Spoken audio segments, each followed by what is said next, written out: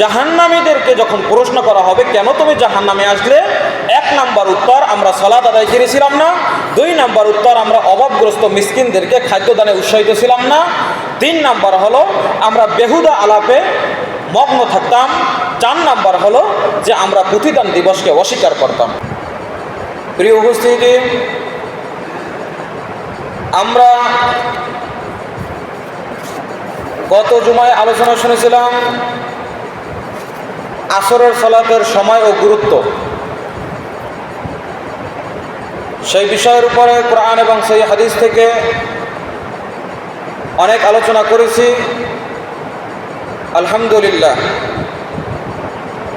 তবে এই সপ্তাহে আমরা আলোচনা করব ফরজ সালাতের বিষয় নিয়ে, ফরজ সালাতের গুরুত্ব এবং ফজিলত সম্পর্কে। এই সম্পর্কে যদি আমরা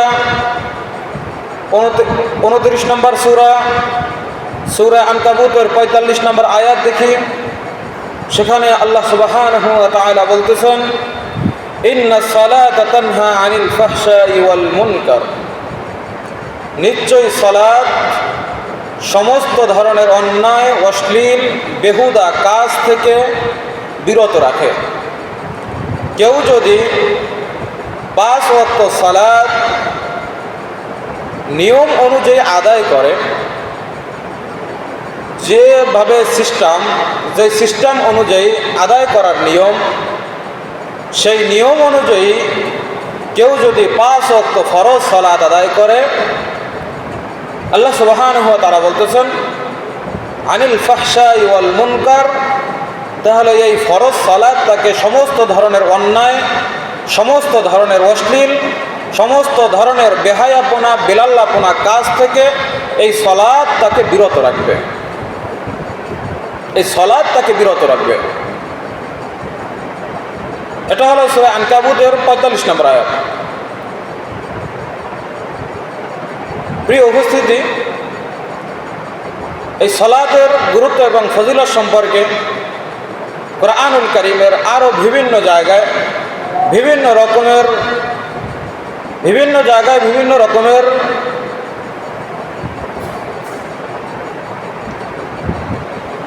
আল্লাহ সুবহানাহু ওয়া তাআলা উল্লেখ করেছেন। কেউ যদি 5 ওয়াক্ত ফরজ সালাত আদায় না করে, তাহলে তার জন্য জাহান্নাম ওত পেতে আছে, জাহান্নাম তার জন্য অপেক্ষা করতেছে। এবং জাহান্নামে গেলে জাহান্নামীদের অধিবেশী তাদেরকে কি প্রশ্ন করবে, অথবা জান্নাতের অধিবেশী যারা জান্নাতে থাকবে তারা তাদেরকে কি প্রশ্ন করবে, দেখেন এই সম্পর্কে 74 নম্বর সূরা মুদ্দাসসিরের 42 নং আয়াত থেকে কয়েকটি আয়াত আপনাদেরকে শোনাবো। আল্লাহ সুবহানাহু ওয়া তাআলা সূরা মুদ্দাসসিরের 42 নম্বর আয়াতে বলতেছেন, ওয়ামা সালাকাকুম ফি সাকার, যে তোমাদেরকে সাকার নামক জাহান্নামে কিসে আনলো। আমরা জানি জাহান্নামের স্তর রয়েছে 7টা, জান্নাতের স্তর রয়েছে 8টা, অর্থাৎ 8টা জান্নাত এবং 7টা জাহান্নাম নামে আমরা যেটা জানি তা হলো এর স্তর। জান্নাতের স্তর থাকবে 8টা, 8 শ্রেণীতে জান্নাত ভাগ থাকবে, এবং জাহান্নাম থাকবে 8 শ্রেণীতে ভাগ। যারা জাহান্নামে যাবে, জাহান্নামীদের অধিবাসীদেরকে প্রশ্ন করা হবে, মা সালাকাকুম ফি সাকার, সাকার নামক জাহান্নামে তোমাদেরকে কোন বস্তু নিয়ে আসলো। এই জাহান্নামী ব্যক্তি উত্তর দেবে, ক্বালু লাম নাকু মিনাল মুসাল্লিন, আমরা মুসল্লিদের অন্তর্ভুক্ত ছিলাম না, আমরা সালাত আদায়কারী ব্যক্তিদের অন্তর্ভুক্ত ছিলাম না, এই জন্য আজকে আমরা জাহান্নামে এসেছি। তাহলে কি প্রশ্ন করবে, মা সালাকাকুম ফি সাকার, সাকার নামক জাহান্নামে তোমাদেরকে কোন বস্তু আনলো। দুনিয়াতে এমন কি কাজ করেছো যে কাজের কারণে আজকে তোমাদেরকে জাহান্নামের অধিবাসী হতে হয়েছে। জাহান্নামের অধিবাসী তারা বলবে, ক্বালু লাম নাকু মিনাল মুসাল্লিন, আমরা মুসল্লি ছিলাম না, আমরা সালাত আদায়কারী ছিলাম না। মুয়াজ্জিন 5 ওয়াক্ত সালাতে ডাকতেছে,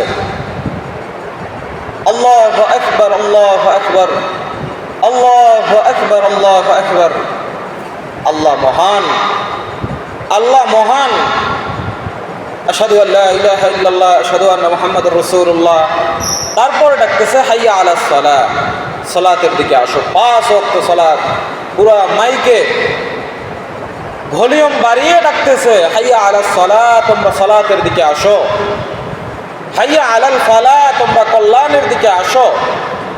কিন্তু মানুষগুলো, মুসলিম নামধারী এই মানুষগুলো, তারা মসজিদে আসে না, তারা সালাত আদায় করে না। যখন জাহান্নামে যাবে তখন বলবে যে মিনাল মুসাল্লিন, আমরা মুসল্লিদের অন্তর্ভুক্ত ছিলাম না, এই জন্য আজকে আমরা জাহান্নামে এসেছি। অথচ মসজিদ থেকে 5 ওয়াক্ত ডাকা হয়, হাইয়া আলাস সালাহ, সালাতের দিকে আসো, হাইয়া আলাল ফালাহ, কল্যাণের দিকে আসো। কিন্তু আজ আমরা মসজিদে আসি না, আজ আমরা কল্যাণের দিকে আসি না, আজ আমরা বিকল্যাণের ভিতরে, অকল্যাণের ভিতরে ডুবে থাকি। ব্যবসা বাণিজ্য, কাজবাজ, সংসার, সন্তানাদি, দুনিয়ার বিভিন্ন বেহুদা কাজ নিয়ে আজকে আমরা ব্যস্ত আছি। কিন্তু আল্লাহ তাআলার দিকে মানুষকে ডাকতেছে, সেই ডাকে আজকে আমরা সাড়া দেই না। তখন আমাদেরকে জাহান্নামে যেতে হবে এবং আমরা বলবো মিনাল মুসাল্লিন, আমরা সালাত আদায়কারী ছিলাম না, আমরা মুসল্লিদের অন্তর্ভুক্ত ছিলাম না, এই কারণে আজকে আমাদেরকে জাহান্নামে আসতে হয়েছে।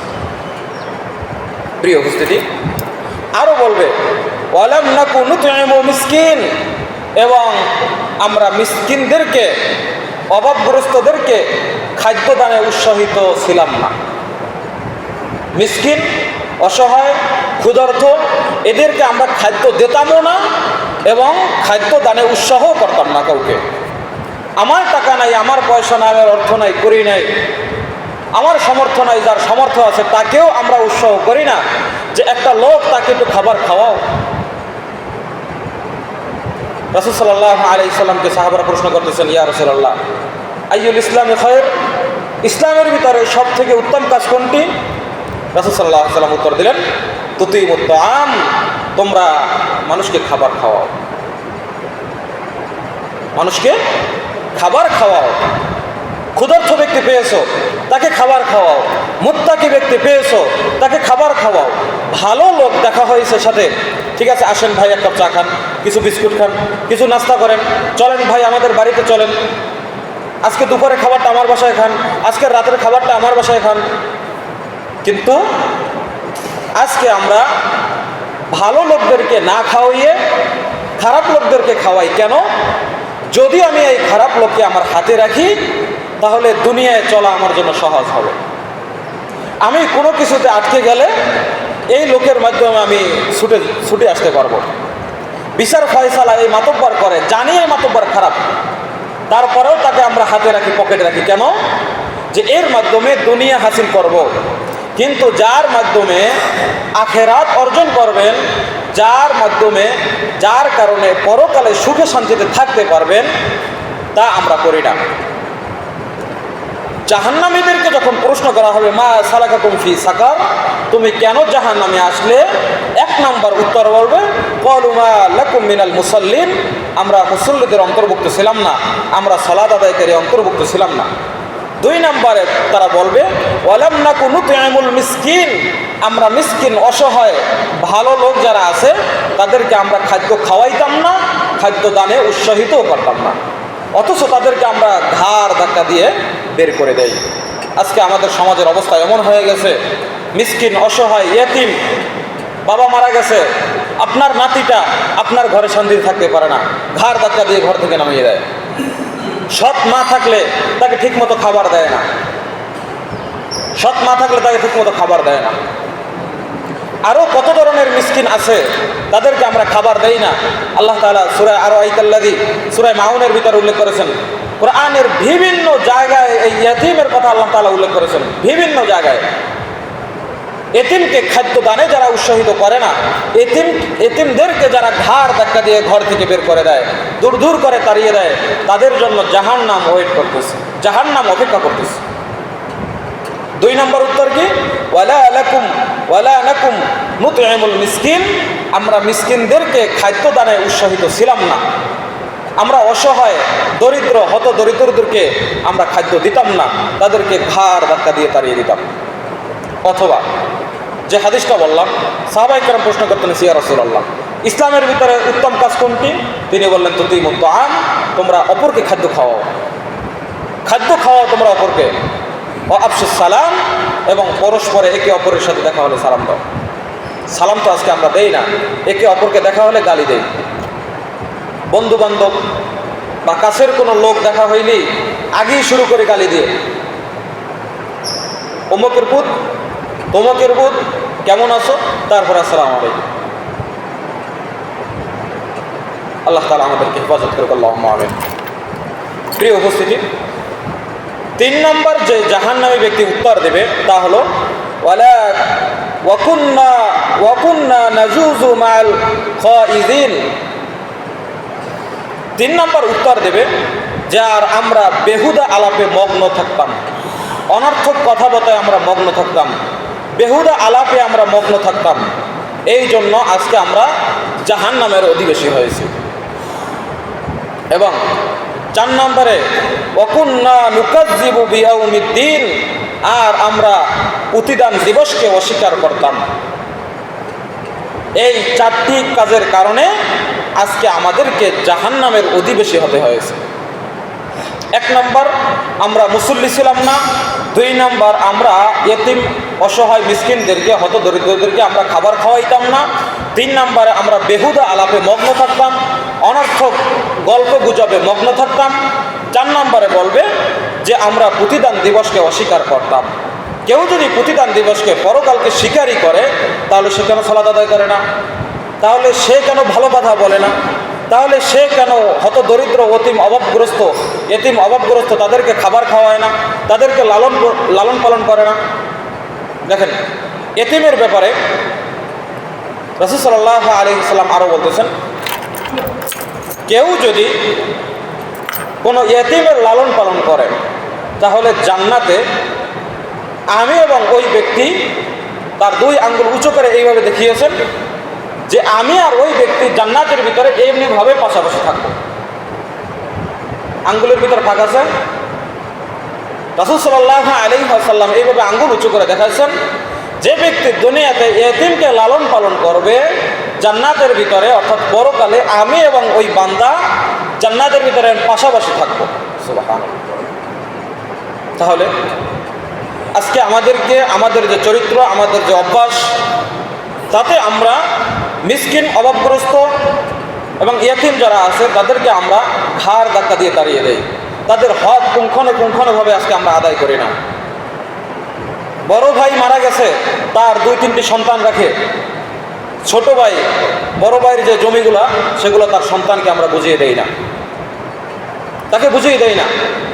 বছর বড় হয়ে গেলে তারপরে ছোট ভাই বলে, চাচা বলে যে তোদের জায়গা জমি কি দেবো, ছোটবেলা থেকে লালন পালন করে বড় করছি না, এখন আর কি জায়গা জমি পাবি। এইভাবে ইয়েতিম যারা, তাদেরকে ঘাড় ধাক্কা দিয়ে দূর করে তাড়িয়ে দেয়। মনে রাখবেন, এই কাজ যারা করে, এবং বোনের জমি, অর্থাৎ বাবা মারা গেছে, বাবা মারা যাওয়ার সাথে সাথে তার যে সয় সম্পত্তি আছে, এগুলো পাই টু ভাই, যার যে যতটুকু পাবে তারে ততটুকু দিয়ে দিতে হবে। মারা যাওয়ার সাথে সাথে যে যতটুকু পাবে তারে ততটুকুই দিয়ে দিতে হবে। এখন বলবেন যে না, তোকে দেওয়া যাবে না, তুই দিলে কোথায় আসবি, জমি জমা সব লয়ে গেলে বোনকে বলে না। তুই যদি সব জমি জমা নিয়ে যাস, তাহলে তুই কোন মুখ নিয়ে আবার ভাইয়ের বাড়িতে আসবি? তোরে কে খাওয়াইবে, কে নাইর করবে, কে তোকে দেখাশোনা করবে? এরকম বিভিন্ন রকমের কথা বলে থাকি। অথচ ওই জায়গাটা হলো ওই বোনের হক, ওইটা হলো চাচার হক, ওটা হলো খালার হক, ওটা হলো মায়ের হক, ওটা হলো ছোট বোন বড় ভাইয়ের হক, ওটা ভাতিজা ভাতিজির হক, ভাগিনা ভাগিনীর হক। কিন্তু ভাগিনা ভাগিনীকে জায়গা দেই না, ভাতিজা ভাতিজিকে জায়গা দেই না, এতিমদেরকে ঘাড় ধাক্কা দিয়ে আমরা তাড়িয়ে দেই। প্রিয় উপস্থিতি, তাহলে যে কথা বলতেছিলাম যে জাহান্নামীদেরকে যখন প্রশ্ন করা হবে কেন তুমি জাহান্নামে আসলে, 1 নম্বর উত্তর, আমরা সালাত আদায় করেছিলাম না। 2 নম্বর উত্তর, আমরা অভাবগ্রস্ত মিসকিনদেরকে খাদ্যদানে উৎসাহিত ছিলাম না। 3 নাম্বার হলো আমরা বেহুদা আলাপে মগ্ন থাকতাম। 4 নাম্বার হলো যে আমরা প্রতিদান দিবসকে অস্বীকার করতাম। অর্থাৎ আমাদের যে মৃত্যু হবে, মৃত্যুর পরে আবার যে আল্লাহ সুবহানাহু ওয়া তাআলার কাঠগড়ে আমাদেরকে দাঁড়াতে হবে, এটা আমরা অস্বীকার করতাম। যদি আমরা স্বীকারই করতাম তাহলে কেন আমরা দুনিয়াতে সালাত আদায়কারী ছিলাম না? কেন আমরা নেকির কাজে উৎসাহিত হতাম না? কেন আমরা নেকির কাজে প্রতিযোগিতা করতাম না? তাহলে এই কথা দ্বারা বোঝা যায় যে আমরা দুনিয়ায় যে কাজ নিয়ে আমরা ব্যস্ত থাকতাম, এটাকেই আমরা আজীবন বেঁচে থাকার একটি মাধ্যম মনে করতাম। ওই যে একটি কবিতা আছে, নগদ যা পাও হাত পেতে নাও, বাকির কথায় শূন্য লেখো। এটা দ্বারা বোঝানো হয়েছে এটা যে দুনিয়ার জীবন যেটা আছে এটা তোমার নগদ, এটা তুমি আগে খাও দাও, মাস্তি করো, ভোগ বিলাস যা ইচ্ছা তাই করো, ও বাকির খাতায় শূন্য লেখো। অর্থাৎ মৃত্যুর পরে তোমার কি হিসাব হবে না হবে ওটা হচ্ছে পরের বিষয়। দুনিয়াতে তুমি এখন বর্তমানে উপস্থিত আছো, তুমি দুনিয়া খাও দাও, মাস্তি করো, যা ইচ্ছা তাই করো, পরকালের হিসাব করার তোমার দরকার নাই। প্রিয় উপস্থিতি, যেহেতু আজকে আমাদের আলোচনার বিষয়বস্তু ফরজ সালাতের গুরুত্ব, এখন আসি আবু হুরায়রা রাদিয়াল্লাহু তাআলা আনহু থেকে একটি হাদিস বর্ণিত। তিনি বলেন, রাসূল সাল্লাল্লাহু আলাইহি ওয়াসাল্লাম বলেছেন, আউয়ালু মা ইউহাসাবু বিল আবদু ইয়াউমাল কিয়ামাতিস সালাত। কিয়ামতের ময়দানে সর্বপ্রথম বান্দার ফরজ সালাতের হিসাব হবে। ফরজ সালাত কোনটা?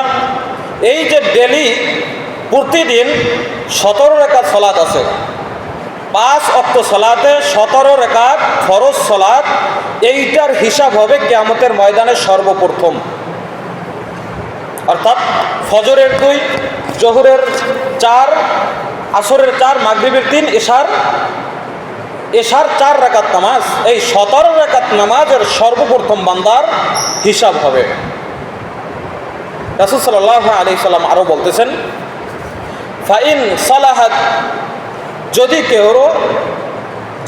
যদি কারো এই হিসাবটা সহজ হয়ে যায়, ফাকাদ আফলাহা, তাহলে সে সফলকাম, ওয়া আনজাহা, এবং সে মুক্তি পাবে। যদি ফরজ সালাতের হিসাব কেউ পুঙ্খানুপুঙ্খানুভাবে দিতে পারে তাহলে সে সফলতা অর্জন করবে এবং সে মুক্তি পাবে। ওয়া ইন ফাসাদাত, যদি সে এখানে আটকে যায়, যদি সে বেজে পড়ে, ফাকাদ খাবা আও খসিরা, তাহলে সে ক্ষতিগ্রস্তের অন্তর্ভুক্ত হবে এবং ধ্বংস হয়ে যাবে। তাহলে সর্বপ্রথম আমাদেরকে 5 ওয়াক্ত ফরজ সালাতের হেফাজত করতে হবে। 5 ওয়াক্ত ফরজ সালাত আগে আমাদেরকে আদায় করতে হবে। নফল সালাতের কি হবে? রাসূল সাল্লাল্লাহু আলাইহি ওয়াসাল্লাম বলতেছেন, কারো যদি ফরজ সালাতের হিসাব নিকাশ পুঙ্খানুপুঙ্খানুভাবে হয়ে যায় তাহলে আর অন্য কোনো সালাত, অন্য কোনো ইবাদতের হিসাব নেবে না। এটাই মুক্তি পেয়ে গেছে, এটাই পাস হয়ে গেছে, মানে বাকিগুলো অটো পাস। আর যদি কারো ফরজ সালাতে কোনো রকমের গরমিল হয়ে যায় তাহলে বাকি যত আমল আছে, জিকির আজকার, তাসবিহ, তাহলিল, দান, সাদকা, নফল সালাত, যত আমল আছে, এই আমল দিয়ে ওই ঘাটতি পূরণ করতে পারবে না। টানবে, ওই ঘাটতি পূরণ করার জন্য এই আমলগুলো টানবে, কিন্তু তারপরেও পূর্ণ হবে না, সেই রকমের হবে না। এই জন্য প্রিয় উপস্থিতি, যেহেতু সর্বপ্রথম কিয়ামতের ময়দানে ওঠার পরেই হিসাব হবে 1 নম্বরে ফরজ সালাতের, 5 ওয়াক্ত ফরজ সালাতের হিসাব হবে। ডেলি 17 রাকাত, সপ্তাহে 5 7 35 ওয়াক্ত সালাতের হিসাব হবে। আপনার আজীবন, অর্থাৎ বালেগ হওয়ার পর থেকে মৃত্যু পর্যন্ত আপনার যত ফরজ সালাত আছে, এই ফরজ সালাতের, ফরজ নামাজের হিসাব হবে। আপনি আমি কয়েকটা ফরজ নামাজ আদায় করি। ফজর আদায় করলে জোহর আদায় করতে পারি না, জোহর করলে আসর পারি না, আসর পারলে মাগরিব পারি না, মাগরিব পারলে এশা পারি না, আবার এশা পারলে ফজর পারি না। এমনিভাবে প্রতিদিন চলতেছে। আজকে জুমার দিন, জুমার সালাতের জন্য অনেক মানুষ উপস্থিত আমরা হব, অনেকেই হয়েছি এবং অনেকেই হবে। তাদের ভিতরে যদি দেখা যায়, হিসাব করা হয়, তাহলে দেখা যায় যে অর্ধেকের বেশি সালাত আদায় করে নাই। তারা ফরজ সালাত আদায় করে নাই, ফজরেরটা। জুমার জন্য আসছে, আসরের সালাত আদায় করবে না। মাগরিবের সময় কিছু কিছু লোক আদায় করবে, কেন? বাজারে আসছে, মাগরিবের টাইমটা শর্ট, মাগরিবের টাইমটা কম, যদি এই টাইমে যদি বাজারে বসে থাকি, যদি চায়ের দোকানে বসে থাকি, যদি আড্ডায় থাকি, যদি জুয়ার ভিতরে থাকি, মানুষ কি বলবে? এইজন মাগরিবের সময় 1 কাতার 2 কাতার হয়, আবার এশার সময় মুসল্লিগুলো কমে যায়, ফজরের সময় আবার সবগুলো কমে যায়, মাত্র অল্প কয়েকজন মুসল্লি মসজিদের ভিতরে থাকে। বাসায় বসে পড়বে, বাসায় বসেও করে না, বাসায় বসে তারা সালাত আদায় করে না। প্রিয় উপস্থিতি, এই গেল একটি হাদিস। তাহলে রাসূল সাল্লাল্লাহু আলাইহি ওয়াসাল্লাম কি বলতেছেন? কিয়ামতের ময়দানে বান্দার সর্বপ্রথম ফরজ নামাজের হিসাব হবে। এখন আপনি আমি যদি 5 ওয়াক্ত ফরজ সালাত আদায় করি, তাহলে কিয়ামতের ময়দানে যখন আপনি আমি উঠব, সাথে সাথে হিসাব নিকাশ সহজ হয়ে যাবে, হিসাব নিকাশ হয়ে যাবে। আপনার আমার মুক্তি আশা করি আল্লাহ তাআলা আমাদেরকে মুক্তি করবেন। কিন্তু আপনার আমার 5 ওয়াক্ত ফরজ সালাত যদি ঠিক মতো আদায় না করি, তাহলে আপনার আমার অবস্থাটা কি হবে? এই দুনিয়ার কয়দিনের ভাই? দেখেন, গতকালকে আপনাদের এই এলাকার একজন লোক মারা গেছে। ভালো লোক নাকি ছিল, সুস্থ লোক নাকি ছিল, পরশুদিন নাকি বাজারেও আসছিল, বাড়িতে গেছে, মারা গেছে, আজকে কবরেও রাখা হয়েছে। সে কতটুকু আমল নিয়ে গেছে, সে কতটুকু আমল নিয়ে কবরে গেছে, তার হিসাব নিকাশের অবস্থা কি হচ্ছে? আপনি আমি যে মারা যাব না এর কোনো গ্যারান্টি আছে? গ্যারান্টি তো নাই। কিন্তু তারপরও আপনি আমি ব্যবসা বাণিজ্য, সন্তানাদি, দুনিয়ার মোহে পড়ে আজকে আমরা আল্লাহর ইবাদতকে পিছনে ফেলে রেখে আল্লাহর ইবাদতকে, আল্লাহর দিকে মুয়াজ্জিনটাকে হাইয়া আলাস সালাহ, সালাতের দিকে আসো, হাইয়া আলাল ফালাহ, কল্যাণের দিকে আসো, তারপরেও আমরা আসতেছি না। রাসূল সাল্লাল্লাহু আলাইহি ওয়াসাল্লাম বলতেছেন, কোনো মানুষের কাছে ততদিন পর্যন্ত মৃত্যু যাবে না যতদিন পর্যন্ত তার কাছে দ্বীনের দাওয়াত না পৌঁছবে। আপনি মৃত্যুর পরে বলবেন যে না, আমি আজান শুনি নাই, আমাকে আজান সালাতের জন্য কেউ আহ্বান করে নাই, কেউ ডাকে নাই, এই অজুহাত দিয়ে, এই ওজোর পেশ করে আপনি কিয়ামতের ময়দান পার পাবেন না। কারণ প্রত্যেকটা মসজিদের ভিতরে মাইক লাগানো আছে, মাইক লাগানো আছে। যখন আজান দেয় তখন অনেকের মুখ থেকে শোনা যায় যে হুজুরের কোনো কাজ নাই, শুধু খালি আজান, খাইয়ে উঠতে পারলাম না, এর মধ্যে আজান শুরু হয়ে গেছে। অনেকেই এই কথা বলে, সমাজের অনেক মানুষ আছে কথা বলে যে হুজুরের খাই দিয়ে কাম নাই, মুয়াজ্জিনের খাই দিয়ে কাম নাই, খালি খায় আর পেট গলে, আর খাইয়ে উঠতে পারলাম না, একটু শুইলাম মাত্র, এর মধ্যে আজান দিয়ে দিল। আউযু বিল্লাহি মিনাশ শাইতানির রাজিম। প্রিয় উপস্থিতি, মুসলিমের একটি হাদিস রয়েছে, 82 নম্বর হাদিস সহিহুল মুসলিমের। সেখানে রাসূল সাল্লাল্লাহু আলাইহি সাল্লাম বলতেছেন, বাইনার রজুলি ওয়া বাইনাশ শিরকি ওয়াল কুফরি তারকুস সালাহ। কঠিন একটা হাদিস, সহিহুল মুসলিম 82 নম্বর হাদিস। রাসূল সাল্লাল্লাহু আলাইহি সাল্লাম বলতেছেন, কোন ব্যক্তি এবং শিরক এবং কুফরের মাঝে ব্যবধান হলো সালাহ। কোন ব্যক্তি এবং তার মাঝে শিরক এবং কুফরের মাঝে ব্যবধান হলো সালাত। কোন ব্যক্তি যদি সালাত আদায় করে তাহলে সে কুফর এবং শিরক থেকে মুক্ত থাকবে। কোন ব্যক্তি যদি সালাত আদায় না করে তাহলে সে কুফর এবং শিরকের ভিতরে লিপ্ত থাকবে, মগ্ন থাকবে। কথা বুঝে আসছে? রাসূল কি বলতেছেন? বাইনার রজুলি ওয়া বাইনাশ শিরকি ওয়াল কুফরি তারকুস সালাহ।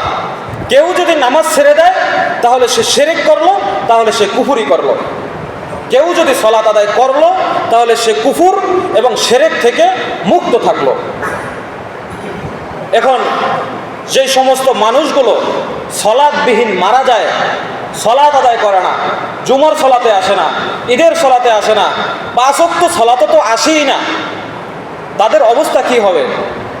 যত বড় মোল্লা মুন্সি দিয়ে জানাজা পড়ে, তার কবরে মিলাদ পড়ে, কবরে রাখা হোক না কেন, ওই মিলাদ আর ওই মোল্লা মুন্সির দোয়া দিয়ে তার কবরে আযাব মাফ করতে পারবে না, তার কবরে আযাব মাফ করতে পারবে না।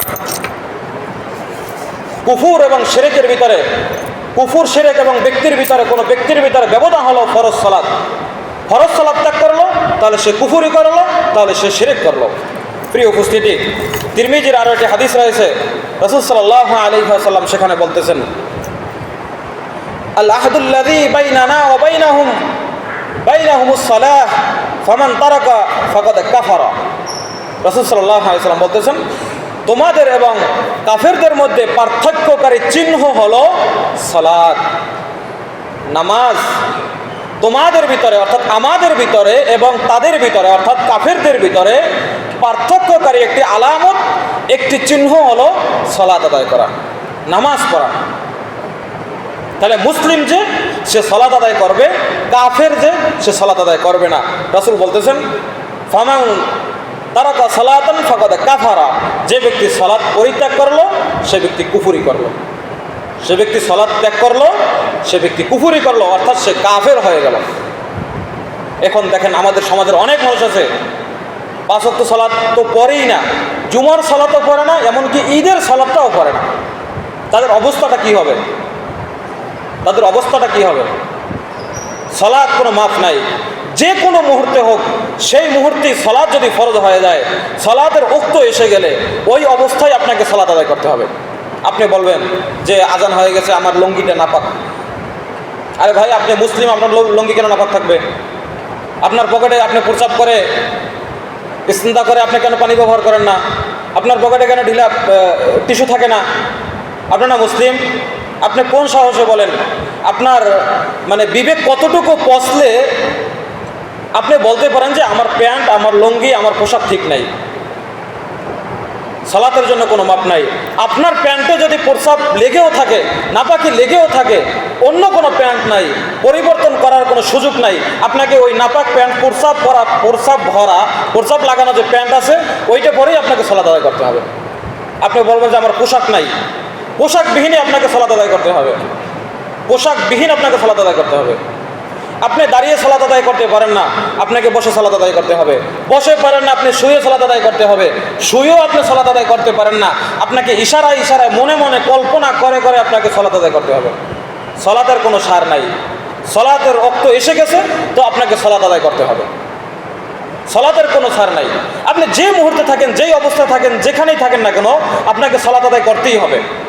আপনি খেতে আছেন, ধান কাটতেছেন, ফসল কাটতেছেন, ওই মুহূর্তে মসজিদে আজান হয়ে গেছে, আপনি মসজিদে আসতে পারেন নাই, আপনি খেতের আইলে দাঁড়িয়ে আপনি সালাত আদায় করে নেন। বলেন যে আমার শরীরের ভিতরে মাটি লেগে আছে, মাটি কি না পাক? মাটি তো পাক জিনিস। আপনি কোনো রকমের অজু করে আপনি সালাত আদায় করে নেন। আপনি বলবেন যে পানি নাই, তাহলে কি করব? অজু করতে পারবো না, তাহলে আপনি তায়াম্মুম করে, তাহলে আপনি তায়াম্মুম করে সালাত আদায় করেন। আপনি বলবেন যে পানিও নাই, মাটিও নাই, এখন কি করব? আপনাকে তায়াম্মুম, ওযু এবং তায়াম্মুম ছাড়াই আপনাকে সালাত আদায় করতে হবে। কোনো ছাড় নাই, কোনো ছাড় নাই। ফামান তারাকাহা, যে ব্যক্তি তা পরিত্যাগ করলো, যে ব্যক্তি ওই সালাতকে পরিত্যাগ করলো, ফাকাদ কাফারা, সে ব্যক্তি কুফরি করলো। এখন আপনার আমার অবস্থা কি হবে? আপনি আমি তো কত সালাত আদায় করি না, বিভিন্ন জায়গায় ঘুরি, বিভিন্ন কাজে বাজে থাকি, মসজিদের আশেপাশেই থাকি, তারপরেও আমরা সালাত আদায় করি না। বাসায় বসে পড়বো, বাসায় বসেও করি না। প্রিয় উপস্থিতি, 19 নম্বর সূরা মারিয়ামের 31 নম্বর আয়াত যদি আপনারা দেখেন, সেখানে আল্লাহ সুবহানাহু ওয়া তাআলা বলতেছেন, মারিয়াম আলাইহিস সালাতু ওয়াস সালাম বলতেছেন, আমি যতদিন পর্যন্ত জীবিত আছি, আমি যতদিন পর্যন্ত জীবিত থাকব, ততদিন পর্যন্ত সালাত আদায় করা এবং যাকাত প্রদান করা, যাকাত আদায় করা এবং সালাত আদায় করা আমাকে আদেশ করেছেন। যতদিন পর্যন্ত যত মানুষ বেঁচে থাকবে ততদিন পর্যন্ত তাকে সালাত আদায় করতেই হবে, এবং যদি যাকাত ফরজ হয়ে যায়, নিসাব পরিমাণ মালের মালিক হয়ে যায়, তাহলে তাকে যাকাত করতেই হবে। সূরা মারিয়াম আয়াত নম্বর 31। প্রিয় উপস্থিতি, আরও হাদিস রয়েছে যেখানে রাসূল সাল্লাল্লাহু আলাইহি ওয়াসাল্লাম ওমর ইবনে খাত্তাব রাদিয়াল্লাহু তাআলা আনহুর ঘটনা আমরা অনেকেই জানি, যে ওমর ইবনে খাত্তাব রাদিয়াল্লাহু তাআলা আনহু যখন ফজরের সালাত আদায় করতেছিলেন, এই জামাত অবস্থায় ইমাম তিনি সালাত আদায় করাইতেছেন, এই মুহূর্তে ইহুদিরা এসে এই ওমর ইবনে খাত্তাব রাদিয়াল্লাহু তাআলা আনহুর পেটের ভিতরে ছুরি চালিয়ে দেয়, তার নারী ভুঁড়ি নিচে পড়ে যায়, তারপরেও তিনি সালাত ছাড়ে না, তারপরেও তিনি সালাত চালিয়ে যায়। যখন সালাম ফিরায় তখন তিনি কাইত হয়ে পড়ে যায়, তারপরেও তিনি সালাত ছাড়েন নাই। এমন অবস্থায়ও তার পেটের উপরে বিষাক্ত ছুরি দিয়ে ছুরি চালিয়ে দেওয়া হয়েছে, তার নারী ভুঁড়ি নিচে পড়ে গেছে, জমিনের উপরে পড়ে গেছে, তারপরে ওমর ইবনে খাত্তাব রাদিয়াল্লাহু তাআলা আনহু সালাত ছাড়ে নাই, নামাজ ছাড়ে নাই। সালাম ফিরিয়ে তারপরে তিনি কাইতে বসছে, তিনি শুয়ে পড়ছে। সুবহানাল্লাহ। আর আজকে আপনি আমি কত সুস্থ, 4 হাত পা আমাদের আছে, তারপরেও আমরা সালাত আদায় করি না। রাসূল আল্লাহ সুবহানাহু ওয়া তাআলা কুরআনুল কারীমের এক জায়গায় বলতেছেন, লা ইন শাকারতুম লা আযীদান্নাকুম ওয়া লা ইন কাফারতুম ইন্না আযাবি লাশাদীদ। যে ব্যক্তি নিয়ামত পেয়ে নিয়ামতের শুকরিয়া আদায় করলো না, আমি তার নিয়ামতকে, যে ব্যক্তি নিয়ামত পেয়ে নিয়ামতের শুকরিয়া আদায় করলো, আমি তার নিয়ামতকে বাড়াইয়ে দেই, এবং যে ব্যক্তি নিয়ামত পেয়ে নিয়ামতের শুকরিয়া আদায় করলো না, আমি তার নিয়ামতকে ছিনেই নেই। শুধু ছিনেই নেই না, ইন্না আযাবি লাশাদীদ, তাকে কঠিন কঠোর আযাব দ্বারা তাকে গ্রেফতার করি। আপনাকে আমাকে 2টি হাত দিয়েছে, কত সুন্দর 2টি পা দিয়েছে, যে পা দিয়ে আমরা চলি, যে হাত দিয়ে আমরা ধরি, যে মুখ দিয়ে কথা বলি, যে কান দিয়ে শ্রবণ করি, যে চোখ দিয়ে আমরা দেখি, যে জিহ্বা দিয়ে আমরা খাবারের স্বাদ গ্রহণ করি, যেই ব্রেন, যেই আকল দিয়ে আমরা চিন্তা ভাবনা করি, এই সমস্ত অঙ্গ প্রত্যঙ্গের আপনি কীভাবে শুকরিয়া আদায় করবেন? বলবেন যে আলহামদুলিল্লাহ হয়ে গেল? আপনাকে পা দিয়েছে, আজান হয়ে গেছে, এই পা দিয়ে হেঁটে হেঁটে মসজিদে আসতে হবে, তাহলে আপনার পায়ের শুকরিয়া আদায় করা হবে। ভালো পথে যাবেন, তাহলে আপনার পায়ের শুকরিয়া আদায় করা হবে। হাত দিয়ে ভালো কাজ করবেন, আপনার হাতের শুকরিয়া আদায় করা হবে। চোখ দিয়ে ভালো জিনিস দেখবেন, চোখের শুকরিয়া আদায় করা হয়ে যাবে। কান দিয়ে গান বাজনা না শুনে ভালো জিনিস শুনবেন, ওয়াজ মাহফিল কোরআন তেলাওয়াত শুনবেন, ভালো কথা শুনবেন, আপনার কানের শুকরিয়া আদায় করা হয়ে যাবে। আপনি নাক দিয়ে ভালো জিনিস ঘ্রাণ নেবেন, ব্রেন দিয়ে ভালো জিনিস চিন্তা ভাবনা করবেন। শুধু ব্রেন আল্লাহ তাআলা দিয়েছে, যত গন্দা পচা জিনিসগুলো আমাদের মাথা দিয়ে আমরা চিন্তা ভাবনা করি, কার কিভাবে ক্ষতি করা যাবে, কার কিভাবে দোষ বের করা যাবে, এই মাথা দিয়ে শুধু সারাদিন এই চিন্তা ভাবনা করতে থাকি। মুখ দিয়ে ভালো কথা বলতে হবে, কোরআন তেলাওয়াত করতে হবে, হাদিস পড়তে হবে, ইসলামের বিধিবিধানগুলো মানুষকে সৎ কাজের আদেশ, অসৎ কাজের নিষেধ করতে হবে, তাহলে আপনার মুখের শুকরিয়া আদায় করা হবে। আপনি আমি মুখ দিয়ে শুধু সারাদিন গালিগালাজ, বকাবাজ্য এগুলোই করতে থাকি, গালিগালাজ আর বকাবাজ্য এগুলোই করতে থাকি, ভালো কথা আমাদের মুখ দিয়ে বের হয় না।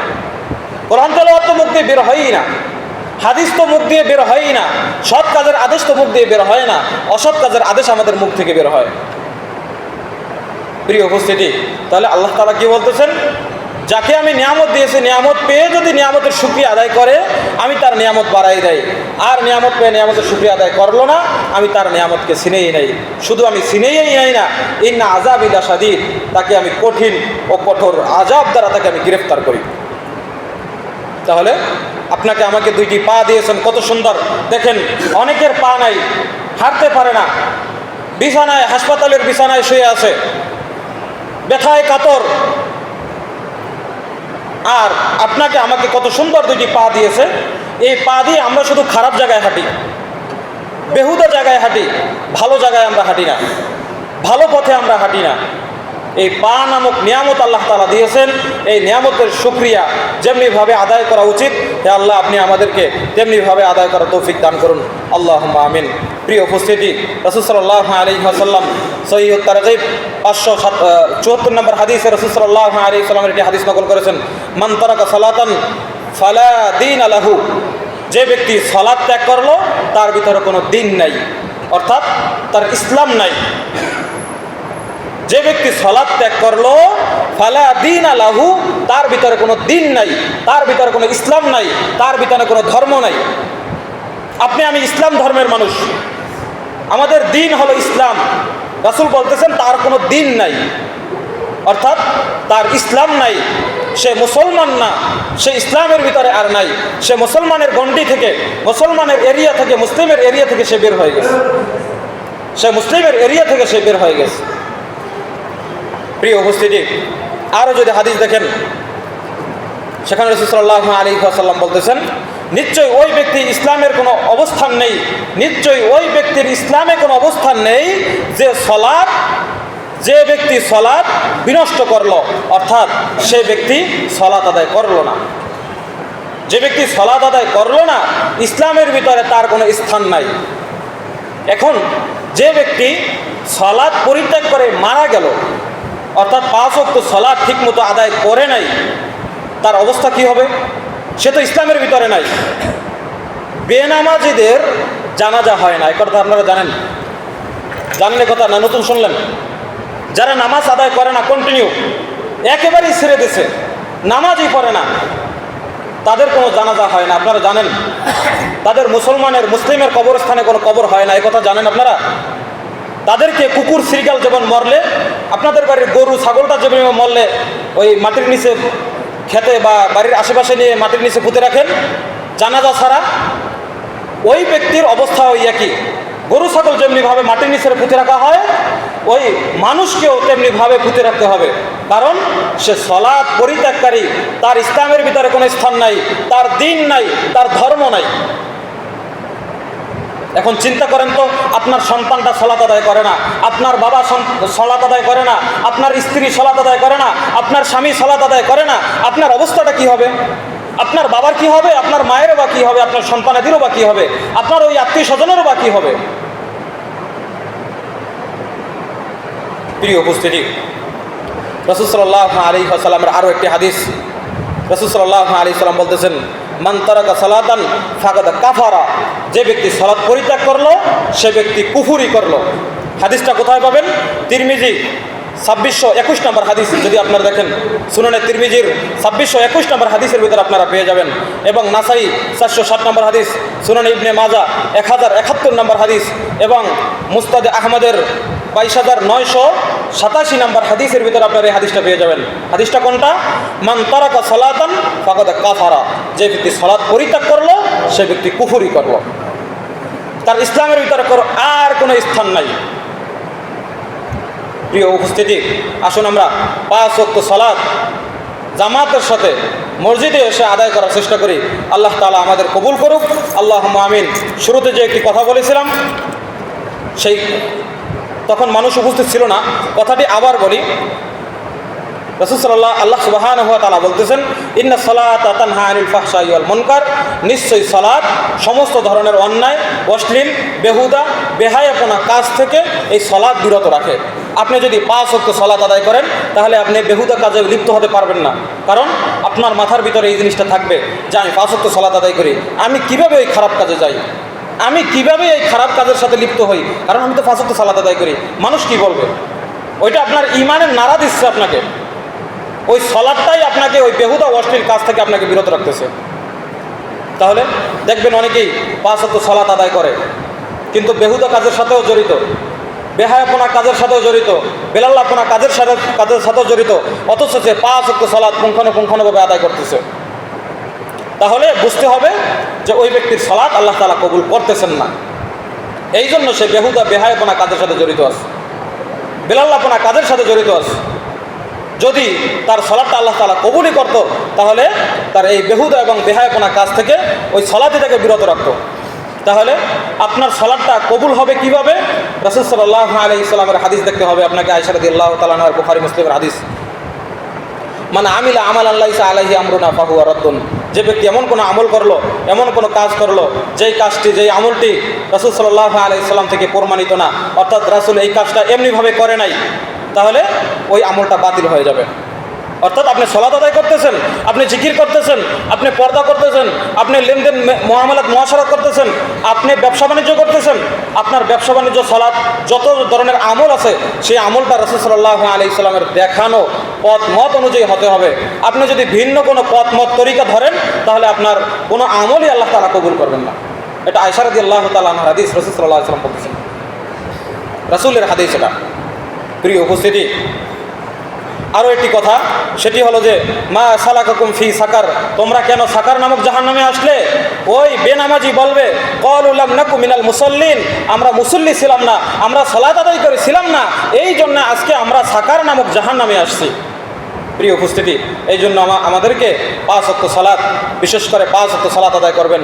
5 ওয়াক্ত সালাত আদায় করতে আহামরি কোনো সময় লাগে না, 24টা ঘন্টা ডেলি আপনাকে আল্লাহ সুবহানাহু ওয়া তাআলা আমাকে এবং আপনাকে দিচ্ছে, আপনাকে এবং আমাকে 24 ঘন্টা দিচ্ছে, কিন্তু 5 ওয়াক্ত সালাত আদায় করতে মিনিমাম 2 ঘন্টা সময় লাগে।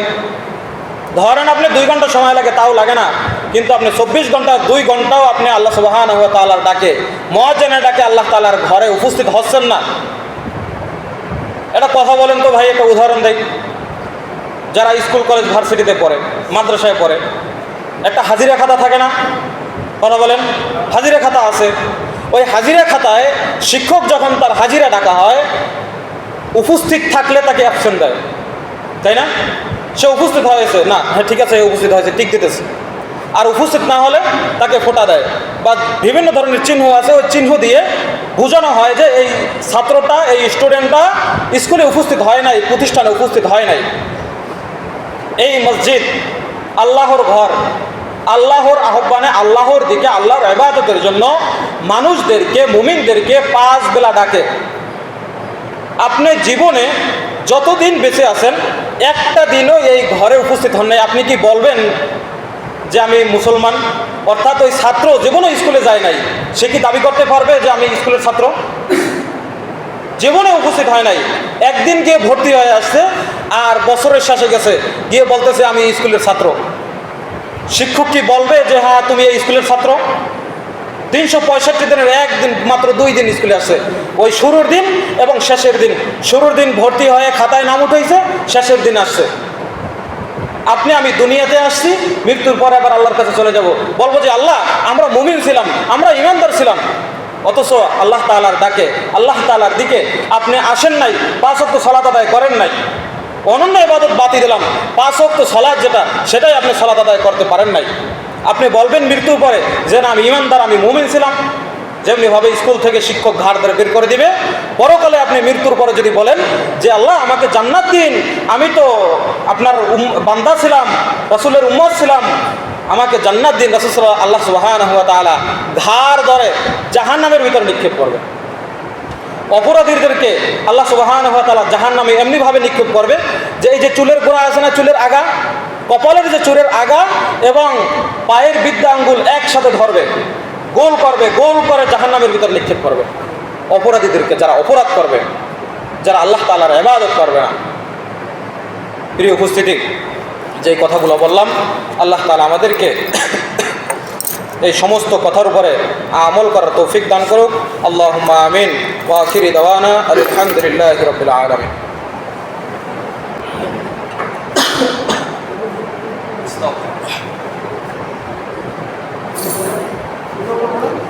إن الحمد لله نحمده ونستعينه ونستغفره ونعوذ بالله من شرور أنفسنا ومن سيئات أعمالنا، من يهده الله فلا مضل له ومن يضلله فلا هادي له. أشهد أن لا إله إلا الله وحده لا شريك له وأشهد أن محمدا عبده ورسوله. ربنا آتنا في الدنيا حسنة وفي الآخرة حسنة وقنا عذاب النار. اللهم ادخلنا الجنة وأجرنا من النار. اللهم اغفر له، اللهم اغفر له وارحمه، اللهم اغفر له وارحمه وعافه واعف عنه واكرم نزله، واكرم نزله.